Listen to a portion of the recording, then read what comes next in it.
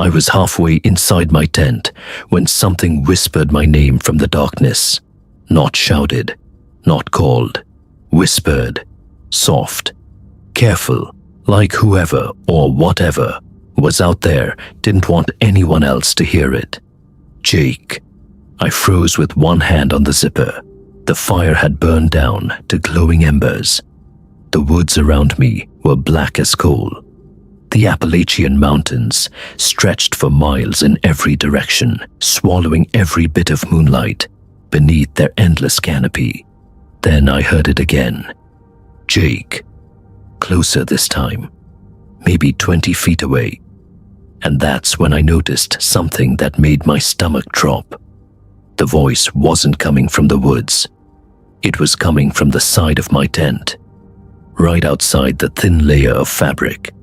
I couldn't see a shadow, couldn't hear footsteps.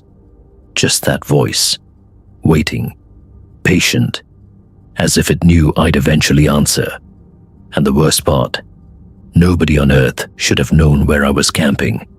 To explain how I ended up in that situation, I have to take you back to 3 days earlier. Now I've spent most of my adult life camping.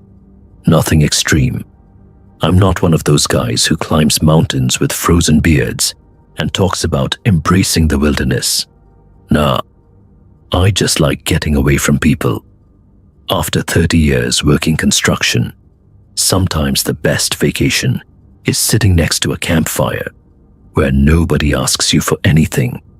Back in October of 2021, I decided to take a solo trip into a remote section of Appalachia near the border of Kentucky and West Virginia.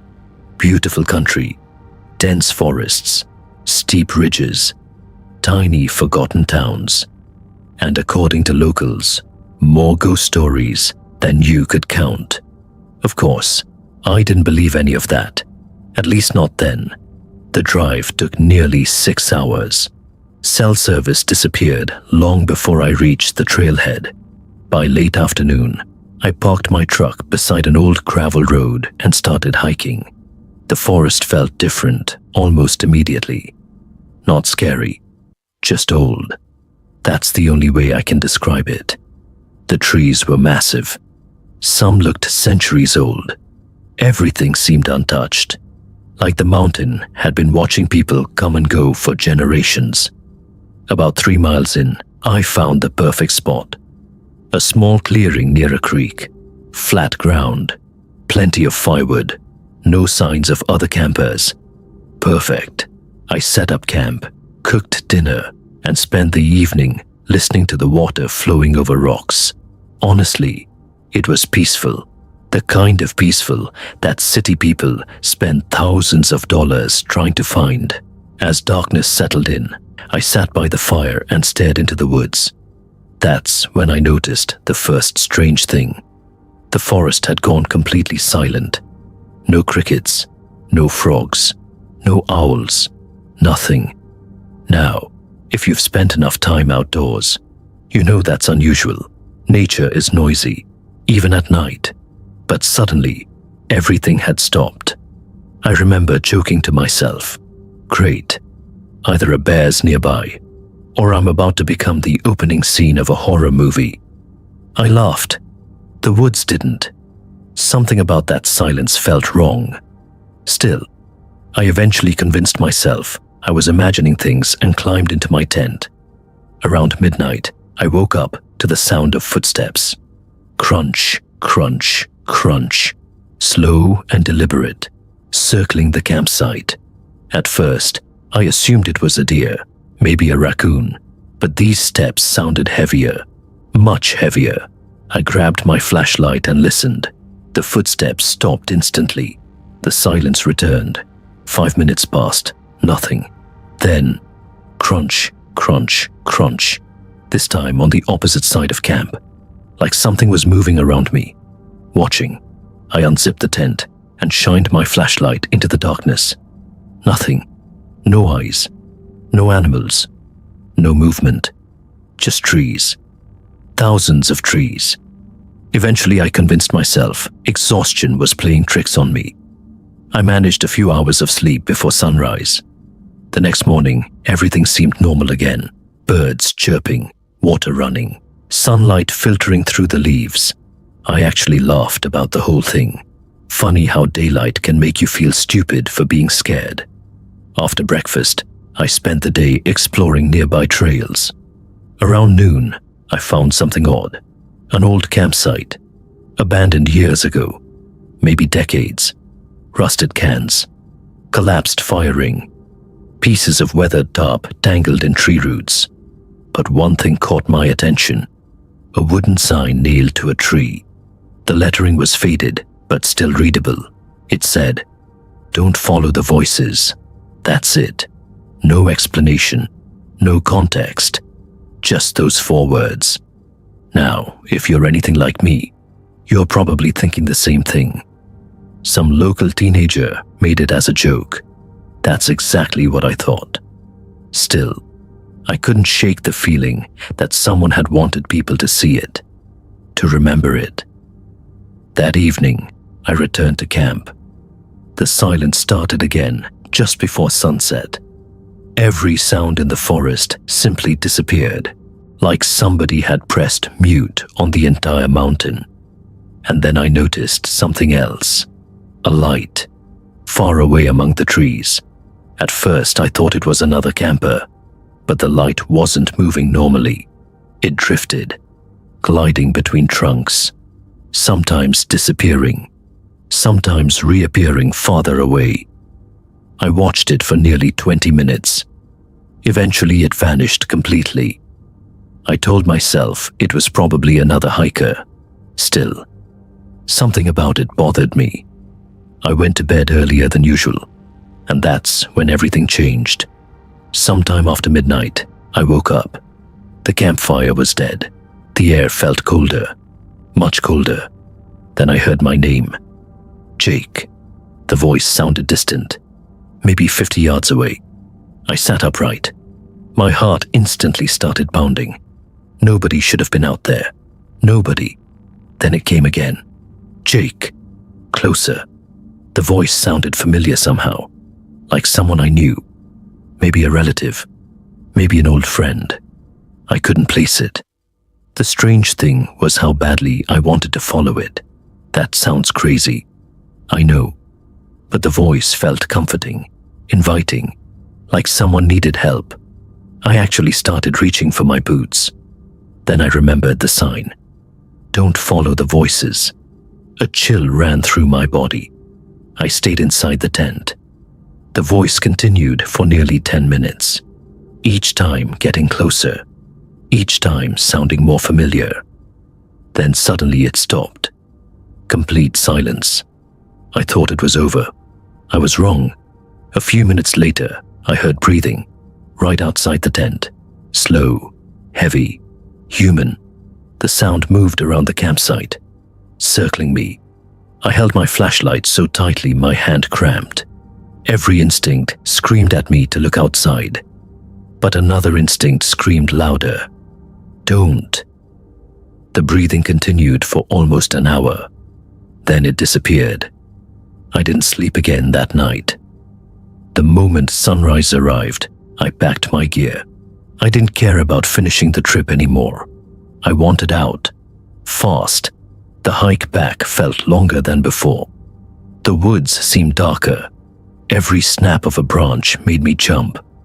About halfway to the trailhead, I noticed footprints beside the trail. Bare footprints. Human. The problem was, it had dropped below 40 degrees overnight. Nobody would be walking barefoot out there. The tracks followed the trail for several hundred yards, then suddenly left it, straight into the forest. I kept moving, trying not to think about it. When I finally reached my truck, relief washed over me. I threw my gear in the bed and climbed inside. Then I saw something under the windshield wiper. A folded piece of paper. My stomach dropped. I unfolded it. Written in shaky handwriting were 6 words.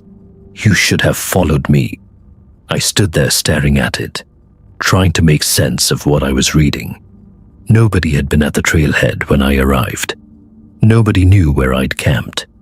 Nobody should have been able to leave that note. I looked around the empty parking area. Nothing. No vehicles. No people. Just mountains. I drove away immediately. I never went back. For months, I tried convincing myself there was a logical explanation. Maybe another camper. Maybe a prank. Maybe someone had been watching me. Honestly, that possibility scars me even more. But here's the part I can't explain. About a year later, I was showing photos from the trip to a friend. Most were normal pictures of trees, creeks, and campsites. Then I reached a photo taken near sunset on the second day, the one where I'd seen the strange light. At first, I didn't notice anything unusual. Then I zoomed in. Standing between two trees was a figure, tall, thin, almost blending into the darkness, watching the campsite, watching me. I don't know how long it had been there. I don't know what it was, and frankly, I don't want to know. These days, I still go camping, just not alone, and definitely not in that part of Appalachia, because every now and then, usually around midnight when the house is quiet, I'll wake up suddenly, and for a split second, I'll remember that voice, the way it sounded familiar, the way it wanted me to follow. And sometimes, I wonder what would have happened if I had stepped into those woods, if I had answered, if I had followed the voice calling my name into the darkness. Honestly, I think part of me already knows, and that's exactly why I'll never go back. I'm not going to tell you the exact moment I should have packed up and left, because the truth is, there were too many of those moments. Out there in the Appalachian backcountry, you don't get one clear warning. You get a series of small ones, like nature gently tapping you on the shoulder, then eventually grabbing you by the throat. And by the time you realize the difference, you're already too far in. My name is Chris Walker, and this happened during a solo camping trip in the Appalachian Mountains of eastern Tennessee. I've been camping most of my adult life, not the tourist kind. I mean real backcountry stuff. No RVs, no crowded parks. Just me, a pack, and enough supplies to last a few days. I always preferred it that way, because silence, when you're used to it, stops being empty. It starts feeling honest. That trip was supposed to be no different. 3 days, one ridge, one small valley campsite I'd picked off an old topo map. Nothing special, except it wasn't marked on newer maps anymore. I didn't think much of that at the time. Old trails disappear all the time. I started my hike late morning. The air was cool, heavy with that damp Appalachian smell, wet leaves, pine sap, and something earthy you can't quite name. By early afternoon, I was already deep enough that cell service was gone. That part didn't bother me. In fact, I liked it. No calls, no distractions, just the sound of boots hitting dirt. The trail was faint but still visible. Old, but used enough that I didn't feel completely alone. At least, at first. The first strange thing happened around 3 p.m. I came across a stack of rocks, not natural, not random. A cairn, trail markers, except these weren't spaced like normal markers. They were too close together, like someone had been pacing or circling. I remember laughing a little. Either somebody's really lost, I said out loud, or really bored. It felt stupid talking to myself, but out there, you do it anyway, just to hear something human. I kept moving. Another hour in, the forest got thicker. The trail became harder to follow, and then I noticed something that made me stop. The trees. Some of them had marks on them, fresh scratches. Too high for animals, too deep for casual hikers, and always facing the same direction. toward the trail, not away from it. That's when the first real discomfort set in. You know that feeling when your brain quietly says, "Hey, something's off here," but you ignore it because everything still looks normal. I checked my map, still on track, still heading toward the campsite. So I continued. Bad decision number 1. By late afternoon, I reached the clearing. It was smaller than I expected, maybe 20 feet across, a shallow slope leading down toward a creek. Perfect for camping. Too perfect, honestly. But I didn't question it. I set up my tent, filtered water, and made dinner. The sun dipped behind the ridge faster than I liked. That's one thing about Appalachia. Sunsets don't fade, they vanish. One moment it's light.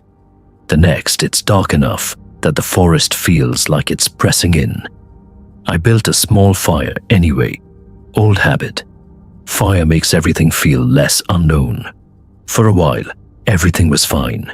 Just crackling wood, occasional wind, the creek moving in the distance like a low whisper.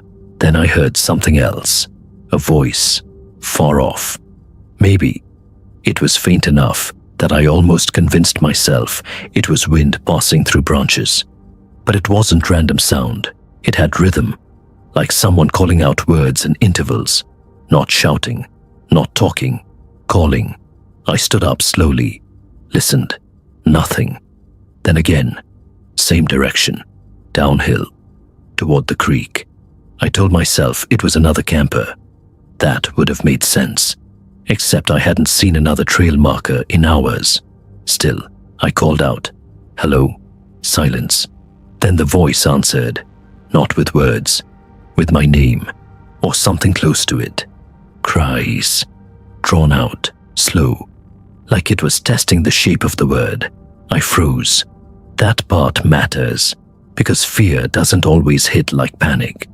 Sometimes it just tightens, like a hand slowly closing around your thoughts. I grabbed my flashlight and aimed it toward the trees. Nothing. No movement, no sound, just darkness between trunks. I convinced myself it was another hiker messing around. A joke. A bad one.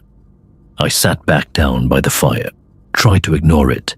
That's when the second thing happened. The fire went quiet. Not out. Just quieter.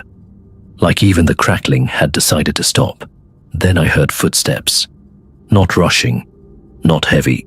Just slow walking. Circling the edge of the clearing. I turned the flashlight. Nothing. Turned again. Nothing. But the footsteps didn't stop. They kept going. Around me. In a full loop. Like something was walking the perimeter of my campsite. And making sure I knew it. I didn't sleep that night. I stayed by the fire until it turned to glowing ash. Every few minutes I'd hear it. Step. Pause. Step. Pause. Always just outside the light. Never inside it. At some point, I started doing something stupid. I started talking back. Not full sentences. Just noise. Yeah. Okay. I hear you. I don't know why. Maybe to prove I wasn't afraid. Maybe because I was. Around 2 a.m., the footsteps stopped. Completely. And that silence was worse, because now there was no pattern. No warning. Just stillness. I sat there listening to the forest, waiting for something to continue. That's when I heard breathing. Close. Too close. Not behind me. Not far. Inside the clearing. Like something was standing just beyond the firelight, watching me breathe. I didn't move. Didn't speak. Then, from the darkness, came a sound I still can't explain properly. A cough. Human. Wet. Like someone trying to clear their throat after being silent too long. I swung the flashlight immediately, and for half a second, I saw it. A shape. Tall. Too still. Not walking away. Not approaching. Just standing where the light barely reached. Then it stepped back into darkness. Slowly. like it knew exactly how much I could see. I didn't wait for morning after that. I packed everything in near total panic, tried to keep my hands steady, failed. The whole time, I kept feeling like I was being watched from multiple directions, not one, more, like the forest had split its attention. I left before sunrise, hiked fast, almost running, but here's the part I didn't expect. The trail wasn't the same. The path I came in on was gone, completely. In its place was fresh undergrowth, like it hadn't been used in years. I checked my map. Nothing matched. I was still moving forward, but forward didn't lead anywhere familiar anymore. And that's when I realized something I wish I hadn't. The clearing I camped in wasn't on any modern map either. I had stepped into a place the forest was still actively hiding. I made it out eventually. I always do. But I never told anyone the full story. Because the worst part isn't what I heard at night. It's what I found in my backpack 2 days later. A piece of bark, fresh, still damp, with deep scratches carved into it. 4 letters. Not my name. Just one word. Stay. And the strangest part, I never remember picking it up.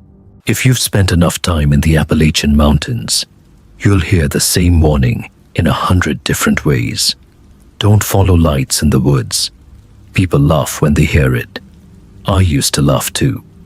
That was before I spent a summer in Blackthorn Hollow, and before I saw the light that shouldn't have existed. Blackthorn Hollow sits deep in the mountains of southern West Virginia. It's the kind of place GPS barely recognizes.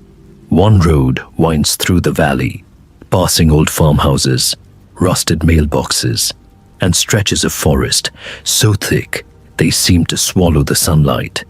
I grew up there. When I was 19, I left for college and never looked back. Or at least I thought I didn't. 10 years later, after my grandfather passed away, I returned to settle his affairs. His house sat at the edge of town, beneath a ridge covered in dense pine forest. The place looked smaller than I remembered. The porch sagged. The paint peeled from the walls. But the mountains looked exactly the same. Ancient, silent, watching. The first few days were uneventful. I sorted through boxes, cleaned rooms, and prepared the property for sale. Most evenings, I sat on the porch after sunset. There wasn't much else to do. No traffic, no city noise, just crickets and distant wind moving through the trees. On the 4th night, I noticed a light. It appeared high on the ridge behind the house. A single yellow glow.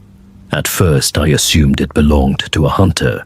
The mountains attracted plenty of them, but the light stayed perfectly still. Hours passed.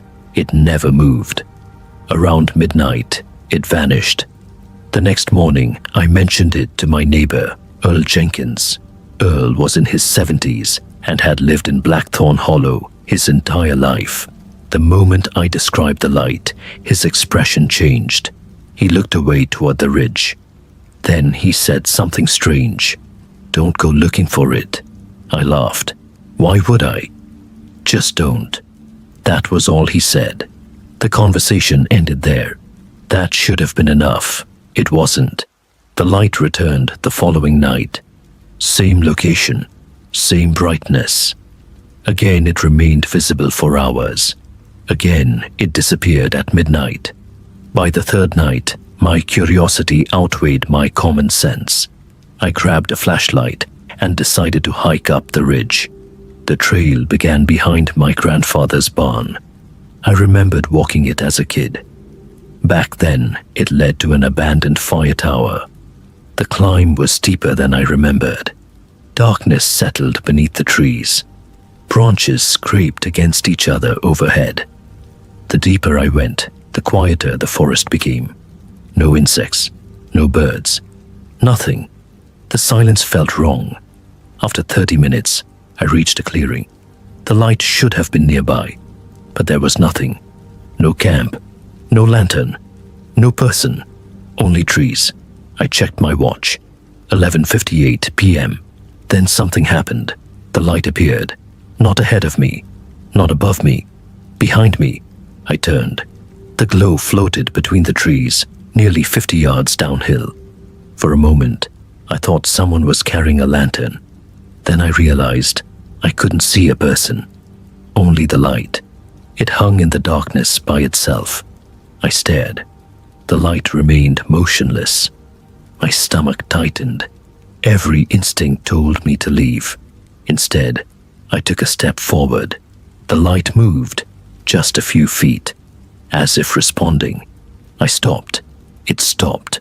The realization hit me immediately. Whatever I was seeing wanted me to follow it. I turned around and walked back toward the trail. The light followed. Not quickly, not aggressively. It simply drifted through the trees behind me, always maintaining the same distance. I never ran so fast in my life. When I reached the house, the light vanished. The next day, I found Earl sitting outside the general store. I told him everything. He listened quietly. When I finished, he nodded. "You're lucky." "Lucky? It let you leave." I asked him what he meant. Earl stared toward the mountains. Then he told me a story. Decades earlier, before I was born, several people disappeared near the ridge. Hunters, hikers, locals who knew those woods their entire lives. Most were never found. Those who were found had wandered miles from where they vanished. Some were injured. Some couldn't explain what happened. All described seeing a light.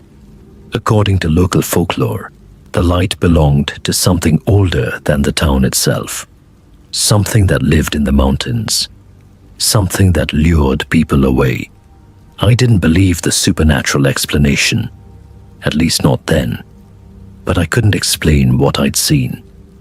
That night, I locked every door and stayed inside. The light appeared again. This time, it wasn't on the ridge. It stood at the edge of the backyard, just beyond the fence, watching. I closed the curtains. The next morning, I convinced myself I'd imagined it. Stress, lack of sleep, grief. There had to be a rational explanation.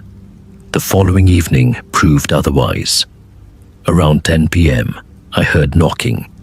3 slow knocks against the front door. I checked the window. Nobody stood outside.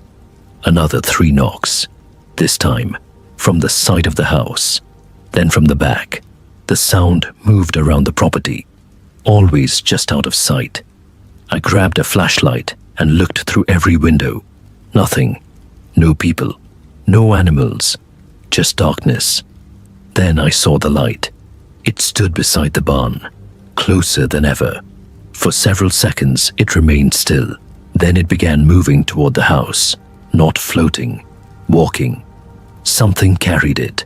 A shape emerged behind the glow. Tall, thin, far too tall. My flashlight beam struck it. The figure vanished instantly. The light disappeared with it. I didn't sleep that night, or the next. Every evening, the activity grew worse. Knocking, footsteps, the light. Always closer, always watching. On the 7th night, I woke around 2 a.m. Someone was standing on the porch. I heard the floorboards creaking. Slow footsteps, back and forth, back and forth. I looked through the window. The porch was empty, but the footsteps continued. The sound came from directly outside the glass. I kept the curtains closed until sunrise. By then, I had reached my limit. I packed my belongings and prepared to leave. Before departing, I visited Earl one final time. When I told him I was leaving, he seemed relieved. Then he gave me one final warning. Don't look back at the ridge. I almost laughed, but something in his expression stopped me. A few hours later, I loaded my truck and drove away. The road wound through the valley. Eventually, It reached a bend where the ridge became visible one last time. I remembered Earl's warning. I intended to follow it. Instead, curiosity won. I glanced into the rearview mirror. At first, I saw nothing unusual. Then I noticed dozens of lights. Not one, dozens, scattered among the trees, some near the ground, others higher up the slope, all perfectly still, watching the road, watching me leave.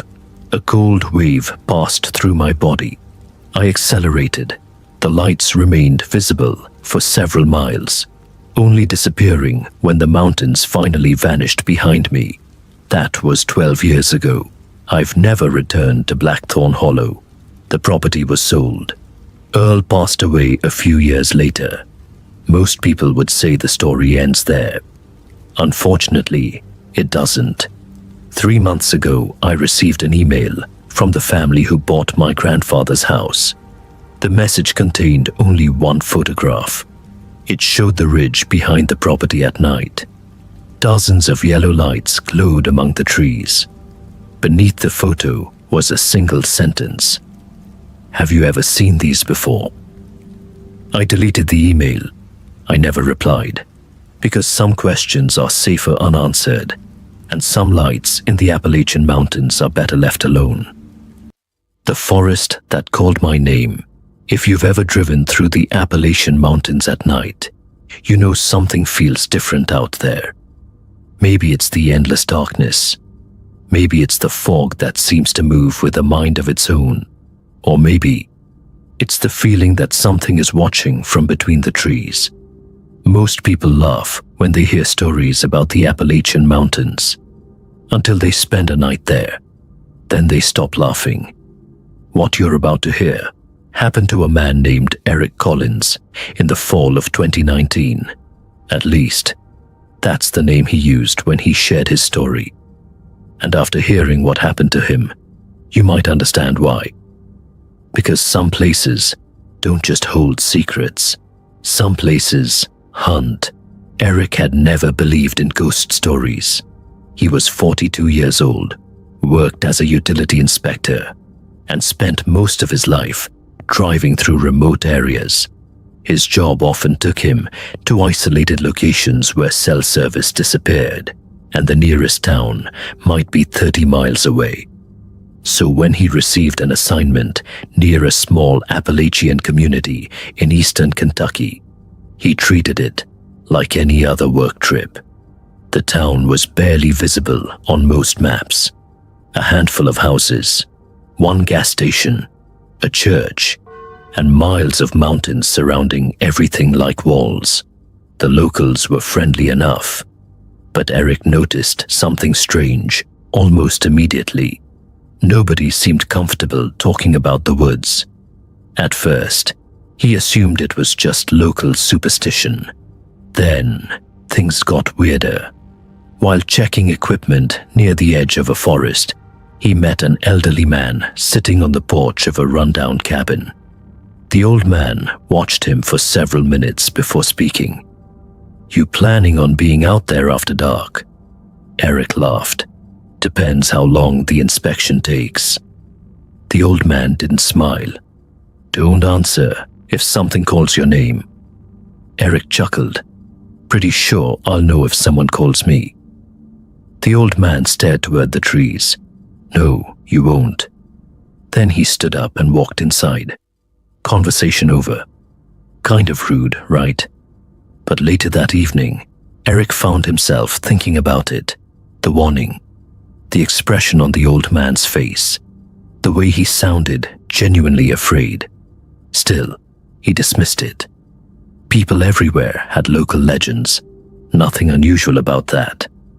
The next morning, he headed deeper into the mountains.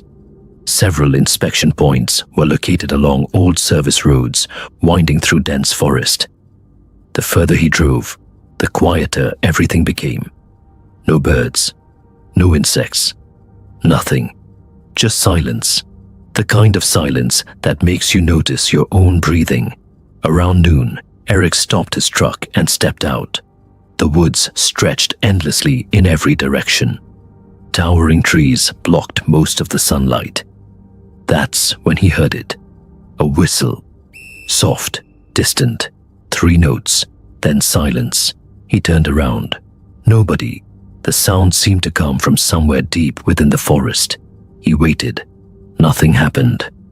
Eventually, he returned to work. But over the next hour, he heard the whistle again. Always distant. Always 3 notes. Never close enough to locate. And somehow, it seemed to be following him. Now maybe you're thinking it was a bird or another worker. That's exactly what Eric thought. At first. By late afternoon, dark clouds rolled over the mountains. Rain started falling. Visibility dropped fast. Eric backed up and began driving back toward town. The road twisted through steep hillsides and dense woods. Rain hammered the windshield. Then his truck stalled. Just died. Right in the middle of nowhere. No signal. No houses. No traffic. Perfect. Because apparently, horror stories don't happen in parking lots. They happen when you're 40 miles from civilization. Eric tried restarting the engine. Nothing. Again. Nothing. The rain intensified. As daylight faded, the surrounding forest became a wall of black shadows. Then he heard it. Eric. A voice. Outside. Clear as day. His hands froze. The voice sounded familiar. Almost like his brother. But that wasn't possible. His brother lived hundreds of miles away. Eric. This time it came from the woods. Just beyond the road. The old man's warning slammed into his memory. Don't answer if something calls your name. A chill crawled up his spine. He stayed silent. The voice called again. Closer. Eric. Then something happened that still terrifies him years later. The voice changed. It became his mother's voice. Exactly. Every detail, every tone, every inflection. Eric's sweetheart. His heart started pounding. Because his mother had died 8 years earlier. The forest fell silent. For several minutes, nothing happened. Then movement appeared among the trees. A figure, standing motionless, watching. Too far away to identify. Too still to be normal. Eric locked the truck doors. The figure remained there. Not moving. Not approaching. Just watching. Minutes passed. Then lightning illuminated the mountains. For a split second, he saw the figure clearly, and immediately wished he hadn't. Its proportions were wrong. The arms looked too long, the shoulders bent at unnatural angles. And the face, there wasn't one, just darkness. When the lightning faded, the figure was gone, completely gone. Eric spent the next 2 hours trapped inside his truck. Rain continued pouring. Darkness swallowed everything beyond the headlights. Then the whistling returned. 3 notes. Much closer now. From somewhere behind the vehicle. The whistle moved slowly around the truck. One side, then the other. Like something circling him. Studying him. Waiting. Every instinct screamed at him not to look outside. So, naturally, he looked outside. Nothing. No movement, no figure. Just rain. But when he checked the passenger side mirror, he noticed something odd. A muddy handprint, fresh, pressed against the glass. From the outside, Eric nearly jumped out of his skin. Because he hadn't heard anyone approach. And whoever left it had done so silently. Very silently. The whistling stopped. For a moment, everything became eerily calm. Then a new sound emerged. Footsteps. Crunch, crunch, crunch. Slowly approaching through the darkness. Each step deliberate. Measured. Closer, closer, closer. Then they stopped directly beside the truck. Eric couldn't see anything. But something was standing there. He knew it. The feeling was overwhelming. The same feeling you get when someone is staring directly at you. Except this felt worse. Predatory. The driver's side window fogged slightly, and through the condensation, words appeared, as if traced by a finger. "Look at me." Eric later said that was the moment he genuinely believed he was going to die. Then, without warning, the truck engine started, by itself, no key, no ignition, just started. The headlights flashed, and for a split second, something stood directly in front of the vehicle, tall, thin, wrong. Then it vanished. Eric slammed the truck into gear and sped down the mountain road. Branches scraped against the sides. Rain blurred his vision. But he didn't care. He just wanted distance. Lots of distance. After nearly 20 minutes of driving, he finally reached town. Safe, or so he thought. He checked into a motel, locked the door, closed the curtains, and convinced himself the nightmare was over. At around 3 in the morning, he woke to a soft whistle outside his room. 3 notes, the same whistle. His blood ran cold. Slowly, he approached the window. The parking lot was empty, except for one figure standing beneath a streetlight. Watching his room, the figure remained perfectly still. Eric called the front desk. The clerk answered immediately. Before Eric could explain, the clerk interrupted him. "Don't look at it." Silence. "What?" "Close the curtain." The clerk sounded terrified. "Now." Eric obeyed. The figure remained outside until sunrise. When morning finally arrived, it was gone. No footprints, no evidence, nothing. Eric checked out immediately. Before leaving town, he stopped at the gas station. The cashier listened quietly as Eric described everything.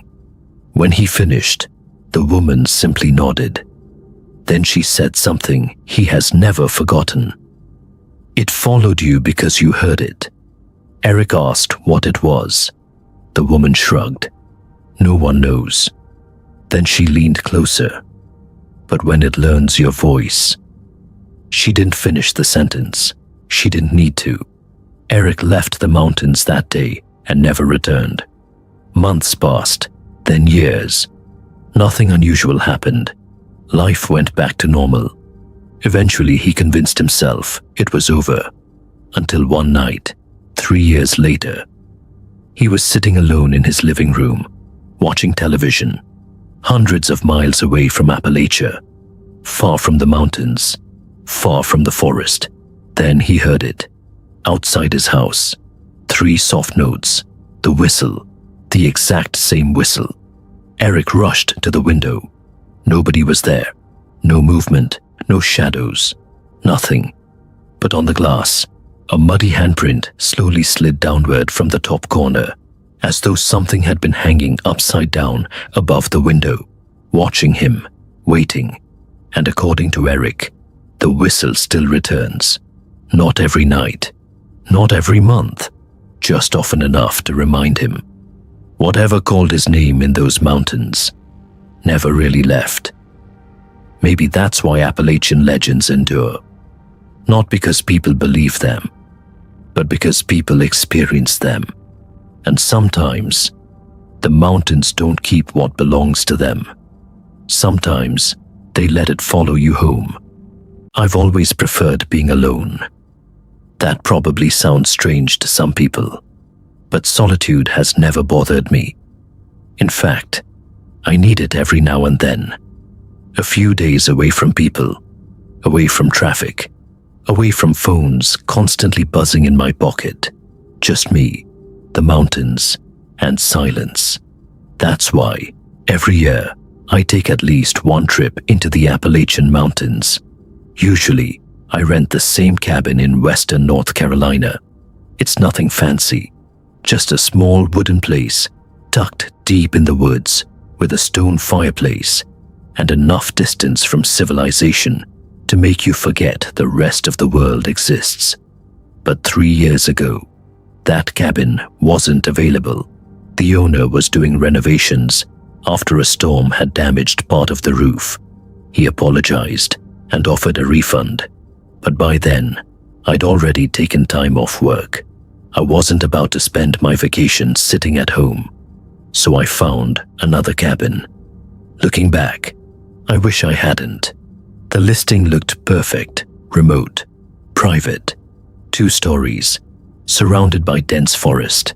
The nearest town was over 30 minutes away, exactly what I wanted. The reviews were glowing. People described it as peaceful, quiet, and perfect for disconnecting. The owner seemed friendly too.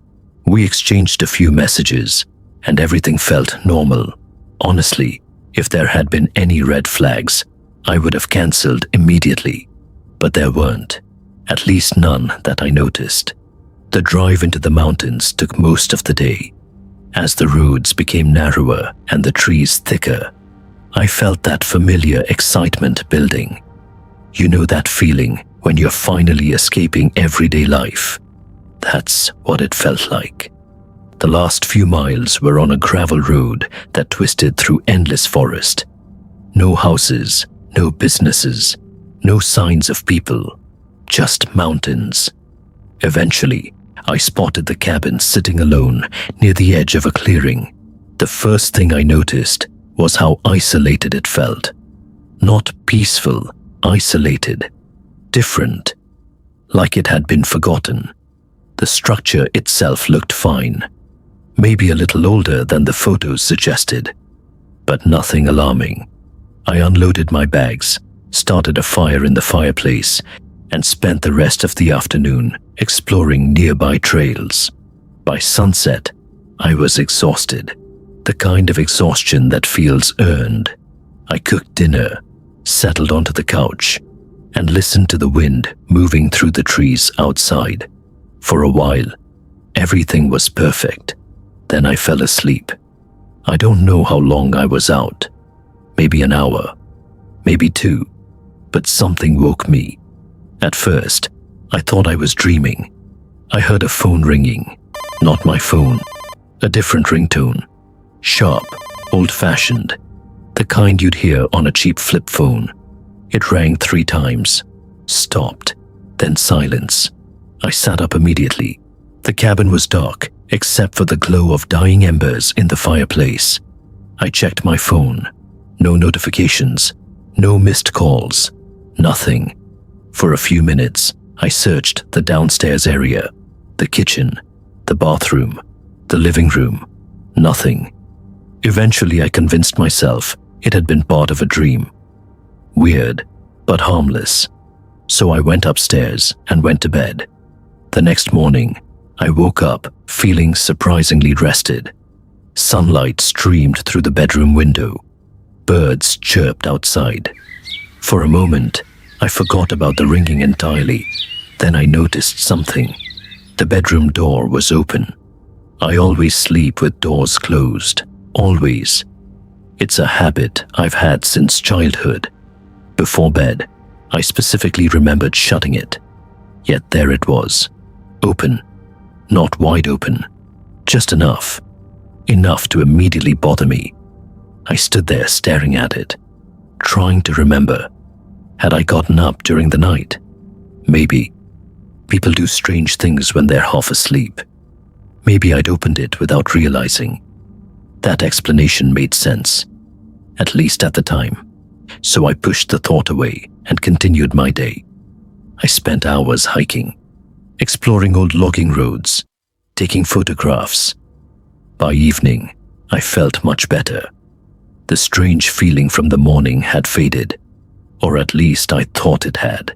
That night, rain rolled into the mountains. Heavy rain, the kind that pounds against windows and makes the forest disappear into darkness. I sat near the fireplace reading a book.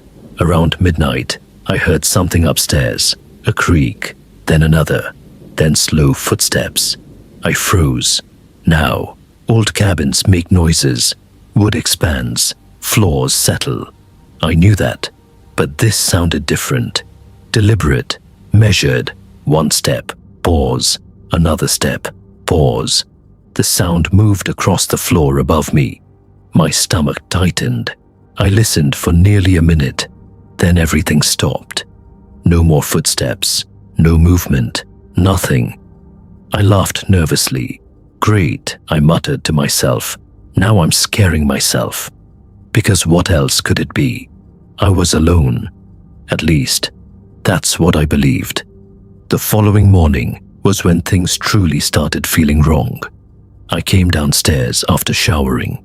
The front door was unlocked. I stared at it for several seconds. I remembered locking it. Clearly, the memory was crystal clear, yet somehow the deadbolt was disengaged. Again, my brain immediately searched for explanations. Maybe I forgot. Maybe I thought I locked it but didn't. People make mistakes. But something inside me wasn't convinced.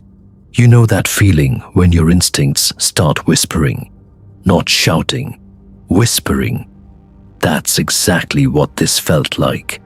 The rest of the day, I couldn't shake the sensation that someone was watching me. Every time I stepped outside, I found myself scanning the tree line, looking over my shoulder, listening, and I hated it because I knew how ridiculous it sounded. There wasn't anyone out there. There couldn't be. The nearest occupied house was miles away. Still, the feeling remained. That evening, I decided to leave a day early. Not because I was terrified. Not yet. I simply wasn't enjoying myself anymore. The constant unease had ruined the trip. I planned to pack in the morning and head home. Problem solved. Then came the final night. The night I'll never forget. Around 2 a.m, I woke suddenly. No dream, no sound, just awake. For a few seconds, I lay there staring into darkness. Then I heard breathing. Not mine, someone else's. Very faint, very close. Every muscle in my body locked up. I stopped breathing entirely. The room became impossibly silent, and then I heard it again.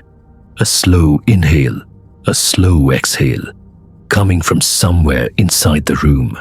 My heart started hammering so hard, I could hear it. I reached for my phone on the nightstand and turned on the flashlight. The beam swept across the room. Desk, chair, closet. Nothing. Everything looked normal. The breathing had stopped. For several minutes, I sat frozen in bed, listening, waiting. Eventually, I convinced myself I'd imagined it. Sleep deprivation, stress, anxiety, whatever. I just wanted the night to end. Then my flashlight beam drifted toward the floor, toward the space beneath the bed, and that's when I noticed something. A corner of fabric, a blanket. At first glance, that doesn't sound strange. Except I had checked under the bed when I arrived. The space had been completely empty. Now, there was a blanket shoved against the far wall. My stomach dropped. Instantly. Not because of the blanket itself, because of what it suggested. Slowly, I climbed off the bed. Every instinct screamed at me to leave the room. Instead, I crouched down. Maybe it had always been there. Maybe I simply missed it. That's what I wanted to believe. I lowered myself further and looked underneath. The blanket wasn't folded. It wasn't stored. It looked used, compressed, wrinkled, like someone had been lying on it. I remember staring at it for several seconds, trying desperately to come up with another explanation. But there wasn't one. Not a convincing one. The realization hit me all at once. Someone had been under that bed. Maybe earlier, maybe recently, maybe while I was sleeping. I don't think I've ever felt fear like that before. Not panic, not shock. Pure survival instinct. The kind that bypasses logic completely. I grabbed my keys, my wallet, my phone. Nothing else. I didn't investigate further. I didn't search the cabin. I didn't try to be brave. I ran. Down the stairs. Through the front door. Across the clearing. The cold mountain air hit my face as I sprinted toward my truck. I got inside, locked the doors, started the engine, and drove. As I backed out of the driveway, My headlights swept across the second floor window. For just a second, only a second, I thought I saw movement behind the glass, a figure stepping away from the window, watching me leave. I can't prove that's what I saw. Maybe it was a curtain, maybe a shadow, maybe my imagination. I honestly don't know. What I do know is that I never went back. The police checked the property the next day. They found nothing. No signs of forced entry. No evidence of another person. Nothing. The owner was shocked. He insisted nobody else had access to the cabin. Maybe that's true. Maybe it isn't. 3 years have passed since then. I've stayed in plenty of cabins since. But every single time I arrive somewhere new, I do the same thing. I check every room, every closet, every crawl space, and every single bed. Because once you've spent a night wondering whether someone was hiding beneath you while you slept, you never really stop checking. The knocking started at exactly 2:17 in the morning. Not on the front door, not on the walls, not even on the windows. It was coming from underneath the cabin. 3 slow knocks, then silence. 3 more, then silence again. I sat frozen on the edge of my bed, staring at the darkness beyond the bedroom doorway, while the old Appalachian cabin crooned around me. Knock, knock, knock. Something was beneath the floorboards, and whatever it was, it knew I was awake. But before I tell you what happened that night, you need to understand why I was there in the first place. Because if I hadn't ignored every warning the locals gave me, none of this would have happened. And trust me, by sunrise, I wished I had listened. 3 months earlier, I was burned out. You know that feeling when life just keeps throwing emails, phone calls, bills, and stress at you until your brain feels like a browser with 50 tabs open. Yeah, that was me. I was 48 years old, divorced, working remotely, and desperately needed a break from civilization. So, when I found a cheap rental cabin deep in the Appalachian Mountains of eastern Tennessee, it seemed perfect. No neighbors, no cell service, no tourists, just woods, endless woods. The listing described it as a rustic retreat. The owner described it as peaceful. The old man at the gas station near the mountain described it differently. He looked at the cabin address and frowned. That place still standing? I laughed. What do you mean? He shrugged. Folks don't stay there long. Now, normally, that's the kind of thing that should make a person ask questions. Instead, I smiled and said, guess I'll find out. Bad decision. Real bad decision. The cabin sat at the end of a narrow dirt road, surrounded by towering trees. The forest seemed different up there, older somehow. The woods felt less like nature and more like something alive. Watching, waiting. You ever get that feeling when you're alone, but your brain keeps insisting someone else is nearby? That's exactly what it felt like. I unloaded my supplies and spent the afternoon settling in. The cabin itself was ancient.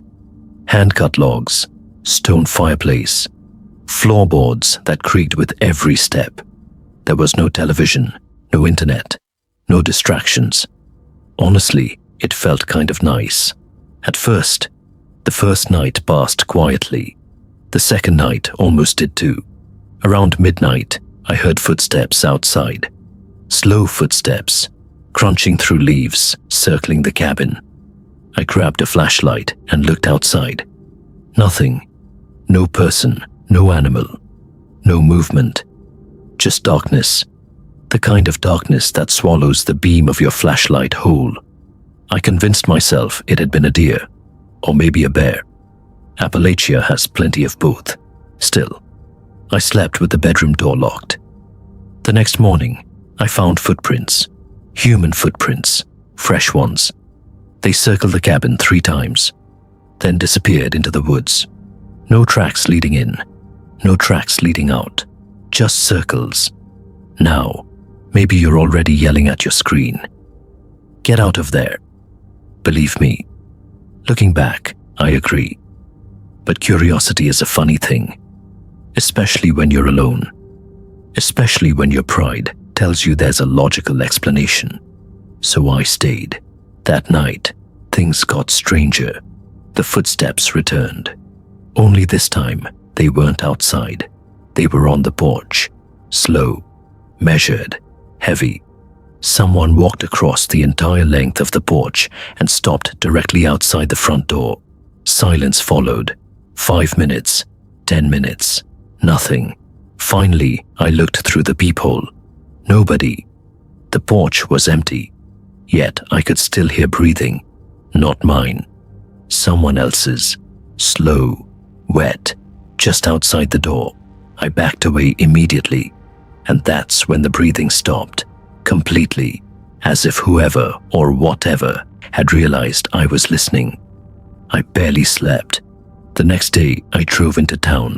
The cashier at a small grocery store asked where I was staying. When I told her, her smile disappeared. You staying alone? Yeah. She looked genuinely concerned. You shouldn't. I laughed nervously. Why? She hesitated, then shook her head. Just don't go into the woods after dark. Now that's the kind of warning that sounds ridiculous in daylight. But at 3 in the morning, different story. Very different. The 4th night brought the first scream. It happened around 1 a.m. A woman screamed somewhere deep in the forest. Not a short scream. Not a startled scream. A terrified scream. The kind that raises every hair on your body. I jumped out of bed and listened. The scream came again, closer, then silence. My first instinct was to call for help. No signal, nothing. I grabbed a flashlight and stepped onto the porch. The woods stood motionless, silent.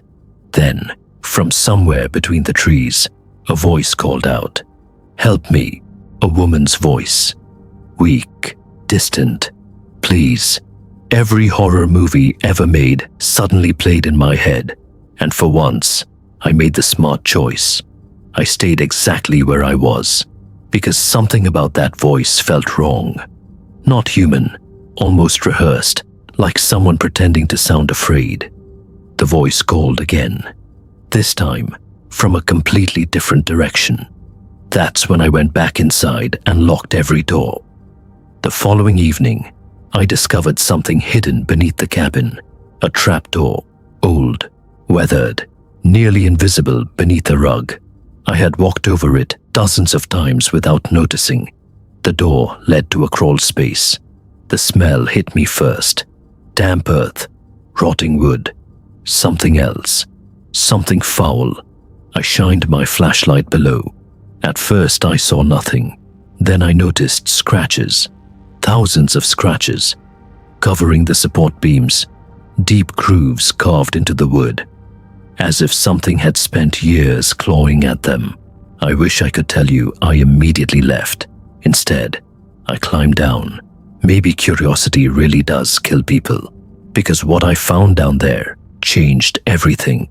Near the far corner sat a small pile of objects, old photographs, rusted tools, pieces of clothing, and a journal. The journal belonged to a man who had lived there decades earlier. Most entries were normal. Weather notes, hunting trips, repairs. Then the writing changed, shorter, messier, paranoid. One entry read, "It keeps walking around the cabin." Another said, "It copies voices." Then came the final entry, the final sentence. The sentence I still remember word for word. "If you hear knocking beneath you, do not answer." That night, I didn't sleep. I sat beside the fireplace, holding a flashlight and reading that journal over and over. Midnight passed, then 1 o'clock, then 2. Nothing happened. I started convincing myself The old man had simply gone crazy. Then 217 arrived. Knock, knock, knock. Directly beneath the floor, exactly where the crawl space was. My blood turned to ice. The knocking came again. 3 slow knocks, then silence. A minute later, a voice floated up from below. My voice. Perfectly identical. Hey, I couldn't breathe. Another pause. Then my voice again. Come down here. The sound came from beneath the cabin. Not outside. Not in my head. Beneath me. I sat frozen. Every instinct screamed not to move. Then the voice changed. It became my ex-wife's voice.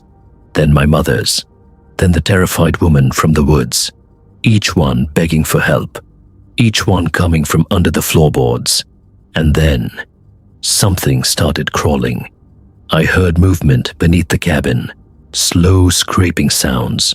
Moving from one side to the other. Circling. Just like those footprints.